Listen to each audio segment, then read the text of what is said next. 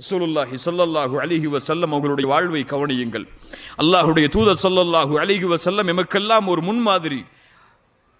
அல்லாஹ்வுடைய ரசூல் தங்களுடைய மனைவிமார்களிடத்தில் எப்படி பேசினார்கள் என்று கவனியுங்கள்.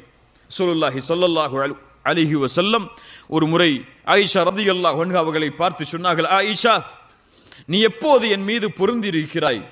எப்போ என் மேல கோவப்படாம இருக்க? எப்போ என் மேல கோவமா இருக்குன்னு எனக்கு தெரியும். நான் பேசுறாங்க தன் மனைவிட்ட. ஆயிஷா ரலியல்லாஹு அன்ஹா சொன்னாங்க, அல்லாஹ்வுடைய தூதரே, உங்களுக்கு எப்படி தெரியாது? நான் எப்படி கோவமா இருக்கேன், நான் எப்போ உங்க மேல பொருத்தமா இருக்கேன் அப்படின்னு உங்களுக்கு எப்படி தெரியும்? ரசூலுல்லாஹி ஸல்லல்லாஹு அலைஹி வஸல்லம் சொன்னார்கள், ஆயிஷா, நீ என் மீது பொருத்தத்தோடு இருந்தால் நீ சொல்லுவாய், முஹம்மதின் இறைவனின் மீது நான் சத்தியம் செய்கிறேன் என்று.